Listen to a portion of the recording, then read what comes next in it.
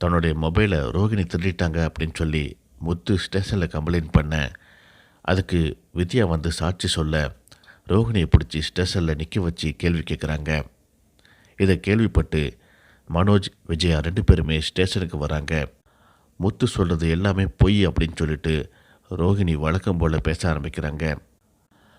ரோகிணிக்கு எதிரான ஆதாரத்தை வித்யா வழியாக முத்து சொல்ல வைக்கிறாரு. நீ எல்லாம் நல்லவன் நினச்சி உங்ககிட்ட எல்லா விஷயத்தையும் சொன்ன பாரு, என்னை செருப்பால் அடிக்கணும் அப்படின்னு சொல்லிட்டு வித்யாவை பார்த்து ரோகிணி சொல்கிறாங்க. எதுவாக இருந்தாலும் வீட்டில் போய் பேசிக்கலாம், நீ கேஸை வாபஸ் வாங்கு அப்படின்னு சொல்லிட்டு மனோஜ் முத்துக்கிட்ட கேட்குறாரு. அந்த நேரம் சிட்டியை கைது பண்ணி கொண்டு வராங்க. இவன் தான் சார் எல்லாத்துக்கும் காரணம், இவனும் இந்த பார்லர் அம்மாவும் சேர்ந்துக்கிட்டு தான் எல்லா வேலையும் பார்த்துருக்காங்க அப்படின்ட்டு முத்து சொல்கிறாரு.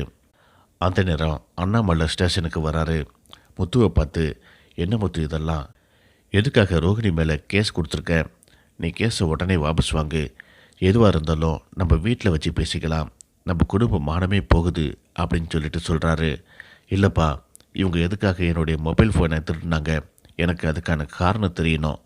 அந்த சத்யாவோட வீடியோவை ரிலீஸ் பண்ணி கொஞ்சம் விட்டுருந்தா அந்த சத்யாவோட எதிர்காலமே கேள்விக்குறியாக இருக்கும்.